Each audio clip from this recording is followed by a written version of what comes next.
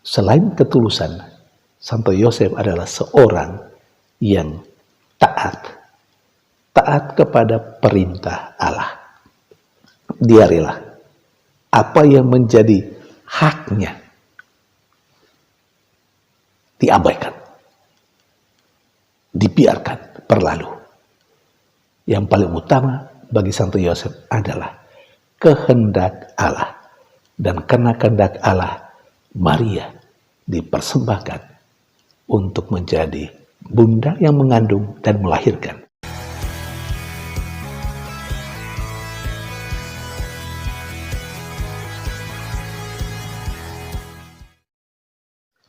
Berjumpa lagi dalam permenungan kita edisi Senin 20 Maret 2023, Pekan Prapaskah keempat.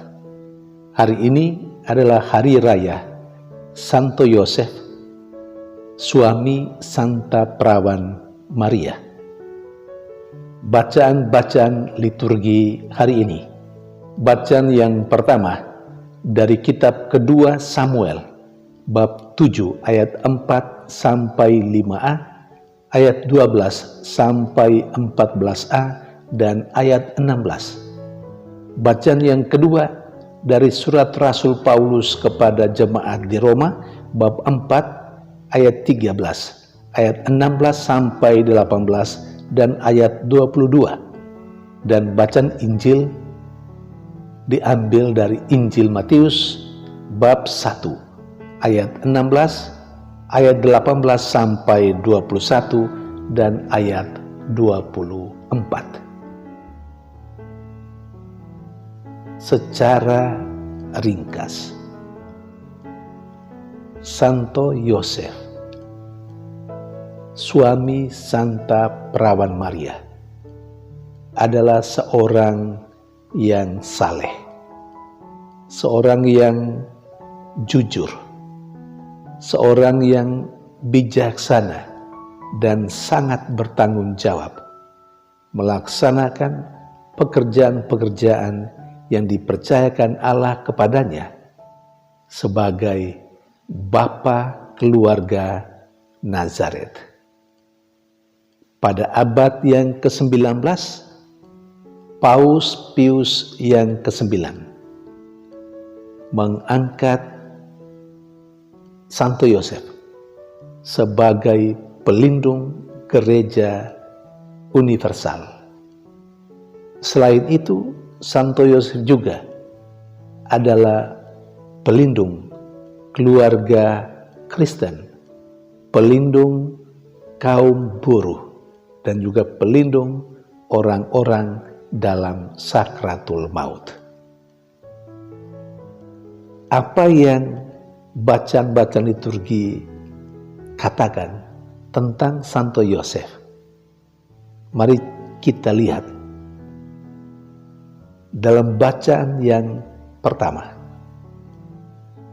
Nama Yosef memang tidak disebut, tetapi disebutkan sebagai anak kandung, keturunan Raja Daud. Allah berfirman kepada Samuel untuk berkata kepada Nathan, dan supaya Nathan pergi kepada Raja Daud untuk menyampaikan kepada Raja Daud bahwa ketika Raja Daud meninggal, masih ada anak kandungnya, keturunannya yang akan melanjutkan kerajaannya, bahkan kerajaannya itu tidak berkesudahan bertahan untuk selama-lamanya. Dalam konteks hari raya hari ini, maka apa yang secara tersirat disampaikan oleh Nabi Nathan itu mengacu kepada Yesus Kristus, dan Yesus Kristus sebagai anak Santo Yosef.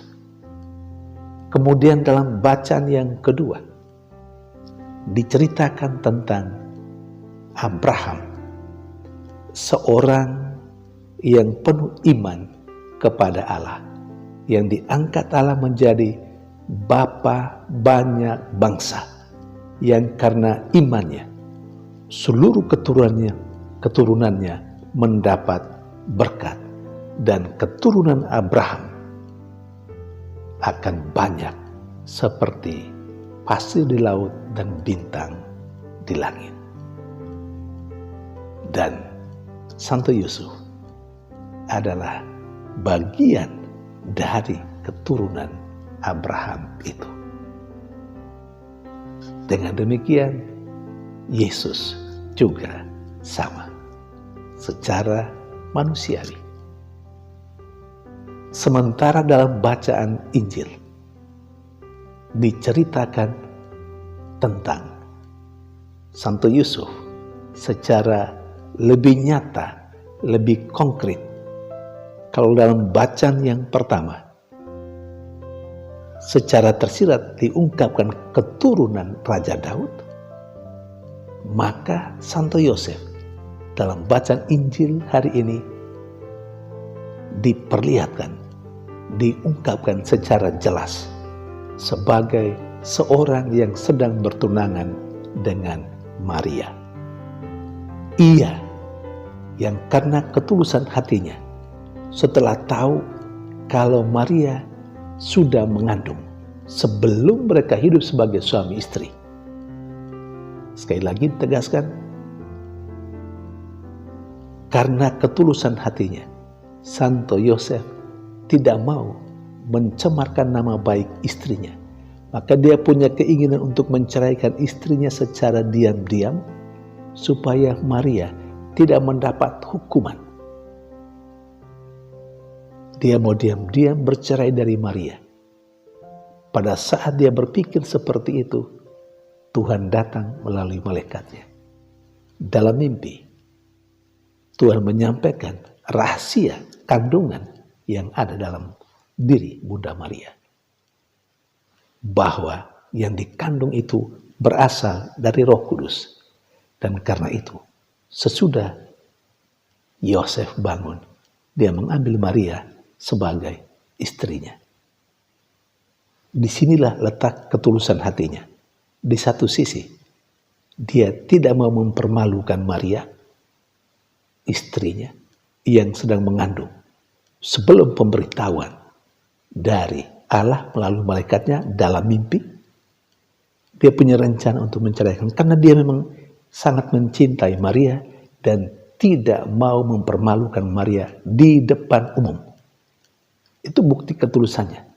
Kalau seorang lelaki yang memang merasa bahwa dia dikhianati dan dia punya hak untuk merajam, menghukum Maria, dia sebenarnya bisa melakukan itu. Tetapi justru Santo Yosef tidak melakukan itu, dan itu salah satu ungkapan ketulusan hatinya. Dan ketulusan hatinya lebih jauh terungkap ketika Santo Yosef setelah tahu dari malaikat Gabriel dalam mimpi bahwa yang dikandung oleh Maria adalah atau datang dari Roh Kudus, maka dia melepaskan hak kepemilikannya terhadap Maria sebagai tunangannya dan menjadi atau bakal menjadi istrinya. Dia lepaskan semua itu supaya Maria sungguh dipakai secara sempurna oleh Allah. Itulah ketulusan Santo Yosef. Selain ketulusan, Santo Yosef adalah seorang yang taat kepada perintah Allah. Dia rela apa yang menjadi haknya diabaikan, dibiarkan berlalu. Yang paling utama bagi Santo Yosef adalah kehendak Allah. Dan karena kehendak Allah, Maria dipersembahkan untuk menjadi bunda yang mengandung dan melahirkan. Yang kemudian secara bersama-sama mereka mengasuh Yesus sampai Yesus melaksanakan misi perutusan yang diberikan Bapa kepadanya, menyelamatkan manusia dengan mengalami kesengsaraan penderitaan, kematian, dan kemudian kebangkitan. Saudari dan saudara yang terkasih, itulah Santo Yosef yang kita rayakan hari ini. Catatan, Hari Raya Santo Yosef memang tanggal 19 Maret. Tetapi secara liturgis, karena tanggal 19 Maret bertepatan dengan hari Minggu, dan secara liturgis pula hari Minggu tidak boleh, liturgi hari Minggu tidak boleh dirubah atau diubah dengan liturgi yang lain, maka Hari Raya Santo Yosef dipindahkan ke tanggal hari ini, Senin 20 Maret.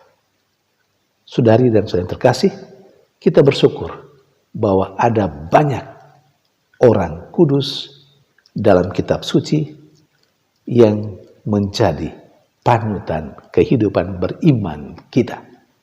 Kita bersyukur pula atas hadiah Allah yang sangat berharga kepada kita semua, yakni Santo Yosef.